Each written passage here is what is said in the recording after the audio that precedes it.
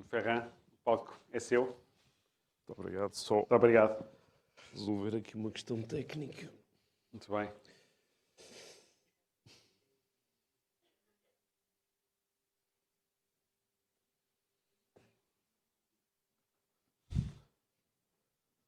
Obrigado, então.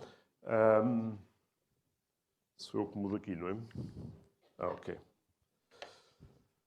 Então, bom dia. Então, em primeiro lugar, queria agradecer o convite do ECO e da PLMJ para estar aqui hoje, para falar um bocadinho do meu trabalho. Vou mudar um bocadinho, digamos, o que foi até agora esta manhã e falar um bocadinho do meu trabalho. Sou biólogo, trabalho na Universidade do Porto, dirijo e vou falar um bocadinho disso que é hoje o grande projeto europeu na área da biodiversidade e da sustentabilidade, que se chama Biopolis. E, portanto, vou fazer, digamos, uma pequena apresentação sobre o que é que eu acho que é hoje o ponto da situação relativamente a estes temas que estávamos aqui a discutir e depois um bocadinho pensar no futuro, o que é que nós poderemos fazer, o que é que podemos, o que é que devemos fazer, recorrendo muito, digamos, ao meu próprio exemplo, ao meu próprio percurso. E, portanto, vou também desafiar permanentemente o meu próprio título, ou seja, falando implicitamente de ESG e também, naturalmente, sobre o nosso planeta e sobre se, de facto, o planeta pode ou não pode esperar e colocar aqui em perspectiva uma série de aspectos que eu acho que são absolutamente fundamentais. E começava com este quadro, é um dos meus pintores favoritos, é um dos meus quadros favoritos, um dos grandes quadros que a humanidade produziu, é Paul Gauguin. Gauguin, na sua fase angustiada, quando vivia no Tahiti, tem ali, escrito por ele, o título do quadro, que é belíssimo, que é de onde vimos, quem somos e para onde vamos. Não é? Este quadro, já terão talvez a oportunidade de o ver, está em Boston, nos Estados Unidos, no Museum of Fine Arts, e embora seja extraordinário vê-lo assim, é de facto extraordinariamente diferente poder chegar a Boston e poder ir ver isto, ir ver este quadro ao Museum of Fine Arts. E eu aproveitava para dizer, digamos, para dar este início, para dizer que nunca foi tão extraordinário viver este momento neste planeta. Nunca foi tão bom. Nunca tivemos, em geral, como espécie humana, como humanidade, níveis tão extraordinários de bem-estar. E todos nós podemos fazer esse exercício e podemos fazê-lo pessoalmente. Por exemplo, os meus pais nasceram nos anos 20 e 30 do século passado. Se eu comparar aquilo que foi até hoje a vida dos meus pais e a minha, não há qualquer comparação possível, a todos os níveis. Ao nível, precisamente, do bem-estar, ao nível da segurança, ao nível do suporte médico, da nossa segurança em termos de saúde, do usufruto dos bens culturais, da capacidade de compreensão do planeta em que vivemos, do sonho, do deslumbramento. Tudo isso mudou radicalmente. E se às vezes ouvimos dizer, pois, isso foi assim, mas com os nossos filhos vai ser diferente. Bom, é assim, eu tenho 2 filhos, 2 miúdos, um com 15 e outro com 17. Se eu pensar nos 15, 17 anos que eles viveram até hoje e o que foram os meus 15, 17 anos, não tem nada a ver. Aquilo que os meus filhos até hoje desfrutaram foi 1000 vezes mais do que eu pude fazer nos meus 17 anos por causa do acesso à informação, por causa do número de oportunidades, por causa da possibilidade de perceber o mundo, de serem confrontados com sonhos, com deslumbramentos, com imensas e imensas coisas que não era possível fazer. Isto faz-nos uma janela de 100 anos. Faz-nos uma janela de um século. Isso é muito tempo, porque se nós pensarmos, a civilização que hoje temos assenta muito, e falamos disso, combustíveis fósseis e da Revolução Industrial, que foi há 250 anos. Não foi absolutamente nada. Não é? Nas notícias, nos últimos dias, tem-se falado muito disso mesmo, do fim ao fóssil, etc, etc. Temos visto algumas manifestações curiosas, mas eu queria deixar aqui esta nota em primeiro lugar. Isto existe a nível global, mas não quer dizer que esteja tudo bem. Com certeza que não está tudo bem e que alguma coisa terá de ser feita. Mas estes são, de facto, momentos que são absolutamente únicos. E então, eu vou começar por falar dos aspectos essenciais em que nos movemos neste momento. Não sei se viram, mas o Goldman Sachs acaba de produzir um belíssimo relatório em setembro deste ano sobre a ligação entre o mundo financeiro e o capital natural. Ou seja, aquilo que nós chamamos de diversidade biológica. A diversidade biológica do planeta de que nós hoje fazemos parte. Vale muito a pena ver este relatório.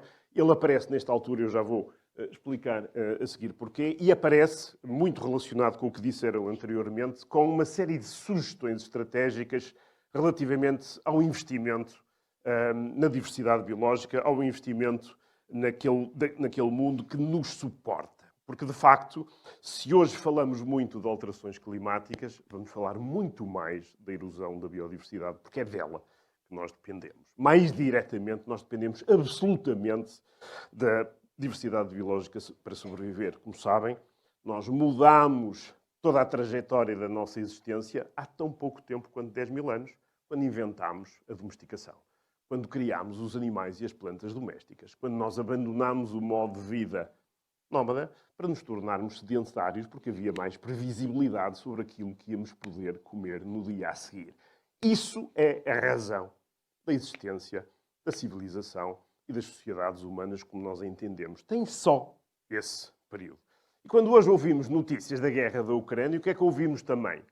Ouvimos, há guerra na Ucrânia, estão a dar cabo daquela coisa toda, mas é preciso manter um corredor que leve o trigo produzido na Ucrânia para a África, porque senão temos uma catástrofe imensa. E por isso vemos as negociações entre a Rússia, a Turquia, as Nações Unidas, para manter essa exportação, apesar do conflito. Porquê? Porque milhões e milhões e milhões de pessoas dependem disso. E nós criámos uma rede global, que é a nossa rede alimentar, que encontramos todos os dias quando vamos ao supermercado. Quando vamos ao supermercado, aquilo que nós vemos é uma exibição de diversidade biológica que está, digamos, à nossa disposição todos os dias, sem que sequer nos questionemos sobre isso. Sem que sequer pensemos numa coisa fundamental hoje, que é segurança alimentar e todo o risco envolvido nisso. Vale a pena, portanto, ver.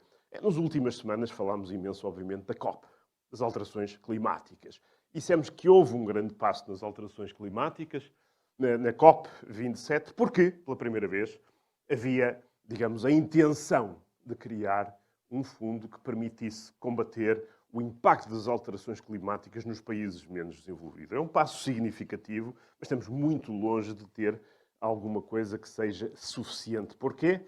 Porque, a meu ver, e essa é a minha opinião, o grande problema que existe hoje é assentarmos o nosso modo de vida num nível de desigualdade social a nível global que é explosivo e que este tipo de situações podem desencadear a níveis que não podemos prever neste momento. A COP27, no Egito, é feita, como sabem, por um painel internacional que se chama IPCC, Painel Internacional para o Climate Change, para as alterações climáticas. Como sabem, há 15 anos atrás já foi ele próprio, ganhou ele próprio o Prémio Nobel, juntamente com Al Gore. Portanto, em 2007, o IPCC ganha o Prémio Nobel da Paz com Al Gore por causa de todo o seu trabalho desenvolvido nesta área. Continua, obviamente, a desenvolver o seu trabalho, como vimos na COP no Egito. E, ao mesmo tempo, ou alguns anos depois, criou-se, à imagem e semelhança do IPCC, o IPBES. IPBES quer dizer Painel Internacional para a Biodiversidade e Serviços de Ecossistemas. Está a fazer exatamente a mesma coisa que o IPCC faz para o clima, mas para a diversidade biológica e a sustentabilidade deste planeta e do nosso modo de existência, como o queremos, como o temos e como o gostamos e podemos vir a moldar no futuro. Como sabem também, esteve nas notícias há poucas semanas a nossa Fundação Calouste Gulbenkian, que mudou radicalmente. Todos sabem a história do Mr. 5%, Todos sabem a origem da Fundação Carlos Gulbenkian, todos sabem o que é que hoje a Fundação Gulbenkian faz. E uma das coisas que faz é um prémio para a humanidade, num valor muito significativo, 1 milhão de euros, que o ano passado foi dado pela primeira vez à Greta e que este ano é dado aos 2 painéis, ao IPCC e ao IPBES. A Fundação Carlos Gulbenkian, com um júri, como sabem, presidido pela Angela Merkel, dá este prémio ao trabalho destes 2 painéis focados nas alterações climáticas e na erosão da biodiversidade no nosso planeta. Bom, aquele relatório que vimos logo no início do Goldman Sachs existe, como existem muitos outros dos grandes grupos empresariais mundiais, dos grandes grupos institucionais mundiais, porque a COP da biodiversidade vai começar agora. Portanto, acabamos a COP do Egito e a COP 15, dedicada à diversidade biológica e à Agenda 2030 do planeta para a conservação da diversidade biológica, para a sua exploração sustentável e para o bem-estar da humanidade, vai ser discutido de 7 a 19 de dezembro em Montreal, no Canadá. E, portanto, imensíssimas expectativas do mundo colocadas sobre este tema, e já vamos ver isso um bocadinho mais à frente, que é absolutamente fundamental. Porque quando falamos dos 17 Objetivos de Desenvolvimento Sustentável, há 2 que estão na base, que é a diversidade biológica no mar e a diversidade biológica em terra, os Objetivos 14 e 15. No dia em que esses 2 desaparecerem, todos os outros desabam sobre eles, porque naturalmente as nossas economias, as nossas sociedades são construídas sobre essa matéria-prima. E, portanto, muitas expectativas à beira de começar a COP em Montreal. Ora bem, mas quando vamos mais então para a parte que me toca, sou biólogo, para a biologia, para a perda de biodiversidade, para a extinção das espécies, aquilo que se ouve todos os dias é, bom, nós estamos a mudar o planeta, já temos um nome para a mudança que vamos deixar para sempre neste planeta, chama-se o Antropoceno. Se hoje nós todos, a nossa espécie desaparecesse num segundo, num instante, numa fração de segundo, morrêssemos todos, a marca que já deixamos no planeta é uma marca que vai perdurar por milhares, centenas de milhares de anos, chamamos a isso o Antropoceno, e dizemos que estamos à beira de uma extinção em massa, da sexta. E se dizemos da sexta é porque houve extinções em massa anteriores, houve de facto extinções em massa anteriores que todos, vocês mesmo, sendo de outras áreas, conhecem um bocadinho, conhecem pelo menos esta. Porque, quer dizer, isto todos nós conhecemos, os nossos filhos conhecem, são fanáticos por dinossauros, adoram, sabem os nomes todos, sabem até quando é que eles se extinguiram. Sabem que eles se perguntam e sabem, eles extinguiram-se há 65 milhões de anos, todos. Sabem até filmes, se eu falar de Jurássico, sabem o que é. Porque há Jurassic Park 1, Jurassic Park 2, Jurassic Park 3, há tudo à volta do Jurássico, que era o período quê? Em que a Terra era dominada pelos dinossauros. Mas os dinossauros desapareceram instantaneamente há 65 milhões de anos. Porquê? Houve um evento catastrófico. Qual foi? Caiu um meteorito na Terra. E, portanto, um meteorito de cerca de 10 km caiu na Terra e extinguiu os dinossauros. Mas não foi só os dinossauros, foi 65% das espécies que existiam neste momento. Ou seja, para começar, o planeta é um planeta, primeiro, marcado por alterações climáticas. Se alguma coisa mudou desde a origem da Terra até hoje foi o clima. Está sempre a mudar e a mudar de formas, muitas vezes, muito mais abruptas do que aquelas que estamos aqui a descrever. E mais, em termos de diversidade biológica, é exatamente a mesma coisa. 99,9% ou mais das espécies que já existiram neste planeta já foram extintas, já desapareceram. E, portanto, aquilo que isso aconteceu a última vez, a quinta extinção em massa, foi essa célebre quinta extinção. Ainda agora também mais um filme célebre de Hollywood sobre isso mesmo, com alguns dos atores mais famosos a olharem para a possibilidade de vir um novo meteorito e desta vez não matar os dinossauros, mas matar-nos a todos. Enfim, mas é possível. E, portanto, é assim que a vida tem sido desenhada. Ou seja, a extinção é uma coisa normal no ciclo das espécies. Para qualquer espécie nasce, vive e morre como qualquer organismo. Portanto, nada de novo aí. Muitas vezes nós confundimos esta discussão. Porque aquilo de facto falamos É de nós. E isso sim é diferente. Há uma semana atrás, todos devem ter visto nas notícias, não é? Passámos a ser 8 mil milhões. 8 mil milhões de pessoas. 8 bilhões de pessoas. É extraordinário. É uma coisa verdadeiramente extraordinária, porque a maior parte da nossa vida enquanto espécie, desde que a espécie humana apareceu em África, nós fomos 10 mil. Fomos 10 mil até há muito pouco tempo. E quando é que se dá esta explosão brutal? Dá-se em dois momentos. Com a invenção da agricultura, há 10 mil anos, porque isso vai mudar radicalmente a possibilidade de nos organizarmos enquanto sociedade que explora agora uma fonte alimentar que é segura e que é previsível, e depois com a Revolução Industrial, há 250 anos, que transporta, digamos, esses níveis de bem-estar para níveis impensáveis, como aqueles de que hoje desfrutamos. Portanto, temos 8 mil milhões de pessoas a habitar o planeta. É brutal. Mas o mais importante é que a distribuição desses 8 mil milhões é extraordinariamente diferente e é diferente em termos demográficos, brutalmente diferente. É diferente, obviamente, em termos socioeconómicos e isso é um problema gravíssimo. Olhem, por exemplo, para aquilo que hoje se chama o século da África. The African Century é uma expressão usada por causa da necessidade de desenvolver, digamos, o continente mais atrasado até hoje, ou menos desenvolvido até hoje. E reparem na demografia. Reparem na demografia. Não tem nada a ver. A demografia da África não tem nada a ver com a demografia do resto do mundo. A média de idades na África subsaariana é da ordem dos 15, 16 anos. É impressionante. Conhecem, com certeza, porque já viajaram muitas vezes para essas regiões do planeta.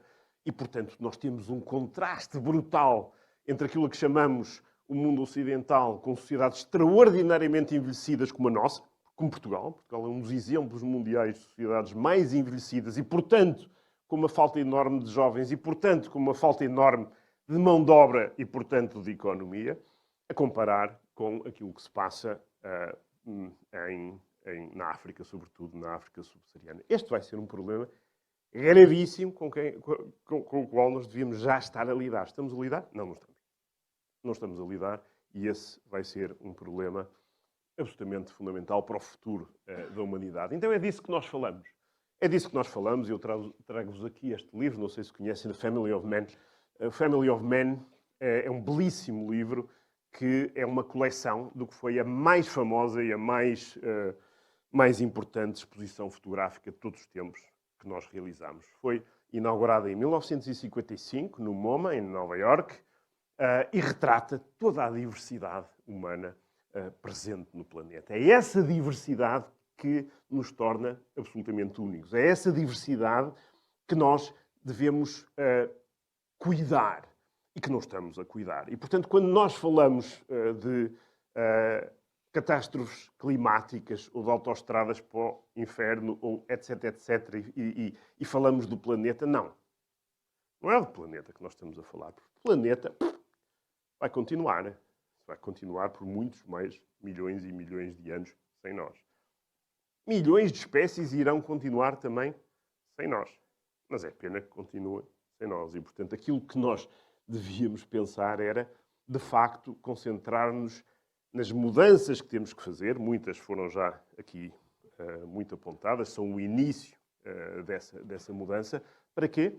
Para que, digamos, nós possamos viver de uma forma sustentável neste planeta. Mas vai ser preciso mudar muita coisa e vai ser preciso mudar muita coisa com alguma rapidez. A segunda parte que eu vos queria dar, eu venho da ciência, portanto sou cientista na Universidade do Porto, dirijo um laboratório de investigação que é o CIBio, dirijo um laboratório associado do Estado português na área ambiental e da biodiversidade e tive a sorte de, há 3 anos atrás, me ter sido atribuído o maior financiamento europeu nesta área através de um projeto a que chamamos Biopolis. O Biopolis é uma associação entre 3 parceiros, o Centro de Investigação que eu dirijo, a Porto Business School, que conhecem de certeza absoluta, e a Universidade de Montpellier, que é nesta área das ciências da vida a número 1 a nível mundial. Qual é a diferença neste projeto? É juntar todos aquilo que se chama no jargão comum modelos de quádrupla hélice, ou seja, é juntar no mesmo projeto a academia, que faz a investigação, o Estado, que se apropria dessa investigação para fazer uma gestão melhor dos recursos que tem à sua guarda, as empresas, que fazem a apropriação dessa investigação para gerar inovação, novos produtos, novos processos, e, finalmente, a sociedade civil, que se apropria da investigação feita para compreender melhor o mundo, para fazer melhores escolhas quando somos chamados e mais chamados a fazer essas mesmas escolhas. O Biopolis foi, portanto, atribuído com financiamento inicial de 85 milhões de euros em 2019. Hoje o budget já ultrapassa os 150 milhões de euros e é um projeto de investigação que vai durar até 2030, envolvendo todos estes setores. Podem ver que teve um ano de instalação. A comissão instaladora foi dirigida por alguém que certamente todos conhecem aqui nesta sala, o engenheiro Paulo Azevedo, da SONAI, e que procurou, portanto, criar as fundações neste projeto para que todos os elementos das nossas sociedades pudessem convergir nessa missão fundamental que é esta que eu estive a descrever até agora. Qual é o grande objetivo? Qual é o nosso grande objetivo no Biopolis? É fazer do Biopolis um dos top 5, World Top 5 Labs in Biodiversity. Ou seja, queremos ser, em 2030, um dos 5 melhores laboratórios do mundo nesta área, envolvendo todos os setores da sociedade. É possível fazer isto. É possível fazê-lo desta forma. Notar que eu, sendo da Universidade do Porto, toda a gestão deste projeto é feita fora da Universidade do Porto, porque é feita através de uma associação privada que se chama também Biopolis. E, portanto, não há outra possibilidade, porque senão não atraímos talento. Porque senão não retemos talento. Se não o fizermos assim e fugirmos das grelhas do que é a contratação pública, não há nenhuma possibilidade de facto de trazermos alguma coisa absolutamente diferente para Portugal. A sede do Biopolis está no norte, não está no Concelho do Porto, isto é Vairão, no Concelho de Vila do Conde.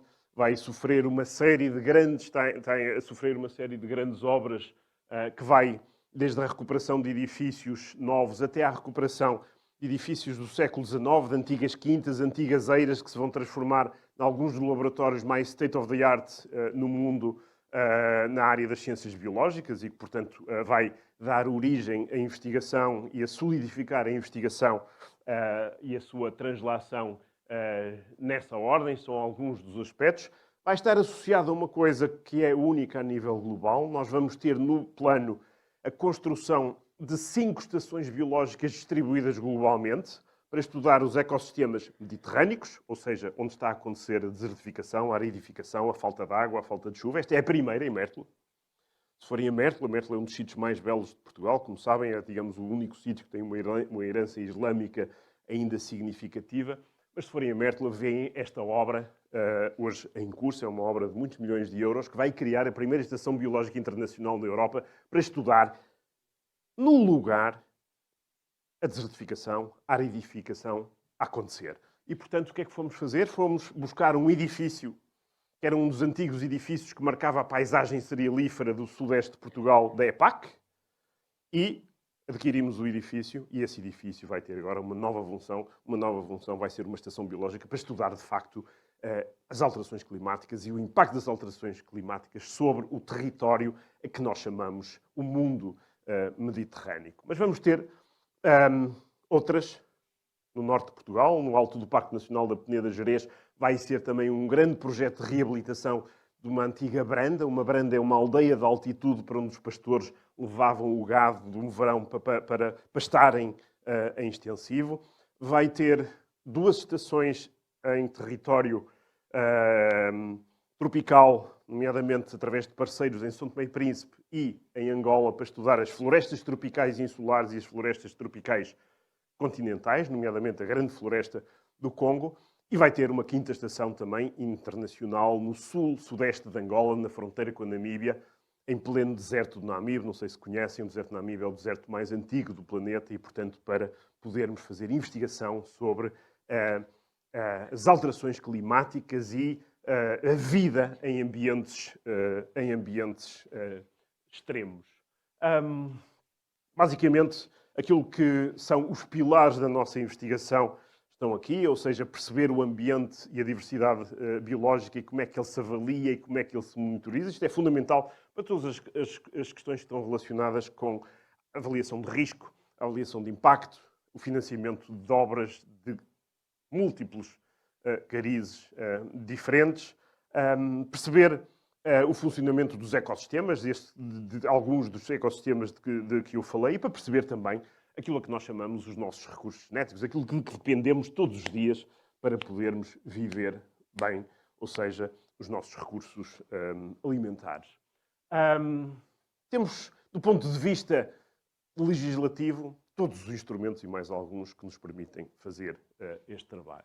Reparem ali, do lado esquerdo, como vos disse, os 17 Objetivos de Desenvolvimento Sustentável, todos alinhados, mas bem alinhados, ou seja, todos eles construídos sobre aquela base enorme com os Objetivos 14 e 15, que são a diversidade biológica nos oceanos e a diversidade biológica em terra. Tudo o resto é construído sobre isso. Depois, todos conhecem o European Green Deal, o Farm to Fork, a Estratégia Europeia de Biodiversidade, a colaboração com a África, muitos outros planos que temos e onde podemos, digamos, centrar toda a atividade do Biopolis. Só para vos dar um exemplo, é evidente que este projeto é ganho com base, digamos, numa história que já é uma história de grande visibilidade global. Posso-vos mostrar aqui, por exemplo, a capa da Science que fizemos o ano passado na Universidade do Porto, e que de facto foi a primeira vez que a capa da Science foi feita por cientistas da Universidade do Porto e, em particular, do meu grupo de investigação, e podem ver múltiplas, digamos, comunicações nessa área. Obviamente, todas as ligações em termos globais que podemos ter dentro da Europa, naturalmente, mas também em África.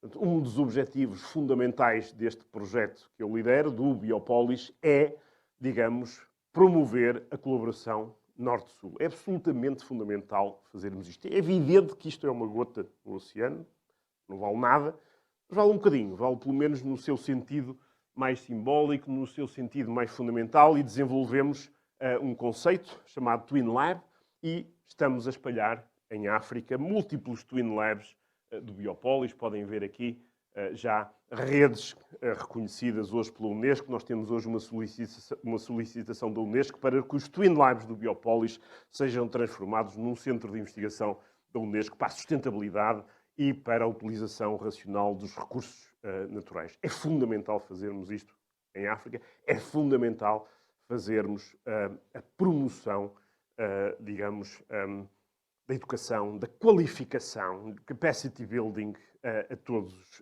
os níveis, e esse é um dos grandes objetivos do Biopolis. Depois, é fundamental a ligação às empresas. É fundamental. É outro dos eixos fundamentais que nós temos neste projeto. Dou-vos o exemplo de todo o trabalho de vários anos que tem vindo a ser desenvolvido com a REN, por exemplo, com todos os produtos que têm sido, digamos, desenvolvidos a pedido da empresa e que venham, digamos, responder a questões a que a empresa é obrigada a reportar, quer a nível nacional, quer a nível europeu. E este modelo está a ser espalhado, quer do ponto de vista nacional, quer do ponto de vista internacional, com, digamos, esta cloud, este conjunto daquilo que nós chamamos programas ou cátedras convidadas e que vão encontrar, digamos, muitas empresas que já foram aqui referidas, desde EDP, às Infraestruturas de Portugal, à Galp, à Brisa, ao Lipor e por aí fora. E, portanto, isto permite-nos, digamos, aquela ligação ao setor empresarial e ser capaz de transportar tudo aquilo que tem a ver com os desafios que temos em matéria de alteração climática, mas, sobretudo, de alteração da diversidade biológica para dentro das boas práticas das empresas e da colocação desse tipo de objetivos dentro das empresas. E, portanto, naturalmente, aquilo que vem sair e que irá sair muito mais de um projeto desta dimensão, repito, é o maior projeto na área ambiental da Europa, esta ligação Portugal-França, e que naturalmente vai resultar em múltiplos produtos e processos deste contacto que vão, digamos, ser importantes ou dinamizar, assim se espera, a economia portuguesa, sobretudo, digamos, na área do biotech. Não se esqueçam que a área do biotech é, neste momento, a área mais estimulante do mundo. Não é? Porquê? Porque há 2 anos atrás, e pela primeira vez, 2 mulheres ganharam o Prémio Nobel da Química.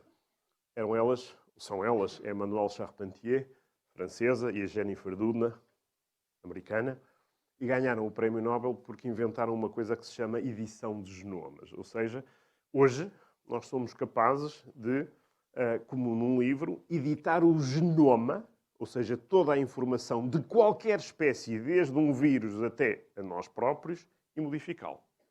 E, portanto, isso quer dizer que, com este instrumento, que é considerada talvez a maior descoberta da história da humanidade e que é, neste momento, o maior negócio in place e também a maior batalha jurídica, devem saber, de todos os tempos, por causa das patentes entre a Universidade de Berkeley e a Universidade de Harvard, é aquilo que nos vai permitir mudar a biosfera. Isto vai nos permitir remoldar, vai nos permitir corrigir, vai nos permitir mudar a agricultura, vai nos permitir ter uma agricultura muito mais produtiva e muito mais amiga do ambiente. E, portanto, tudo o que vai nascer à volta desta New Biology vai, de facto, revolucionar o planeta. Nós, com o Biopolis e em Portugal, queremos estar na frente desse conhecimento e vamos estar na frente desse conhecimento. Este é um último slide. No fundo, é a construção do ecossistema Biopolis, onde podem ver, mais uma vez, digamos, a academia, os laboratórios fundadores, os laboratórios que já estão associados, a mesma coisa em relação ao Estado, a mesma coisa em relação à nossa sociedade civil e, finalmente, a mesma coisa em relação ao setor industrial, ao business, ao setor privado. E, portanto, é isto que nós queremos desenvolver, é este percurso que queremos desenvolver, é isto que queremos trazer para Portugal. Queremos fazer, de facto, um centro que seja um centro absolutamente líder a nível mundial nesta área. E, portanto, termino fazendo aqui o meu convite para que a PLMJ, naturalmente, se possa associar a este ecossistema e, naturalmente, todas as outras instituições, empresas, ou assim, seria um enorme gosto que se pudessem associar a este projeto que nós lideramos hoje em Portugal. Muito obrigado pela vossa atenção.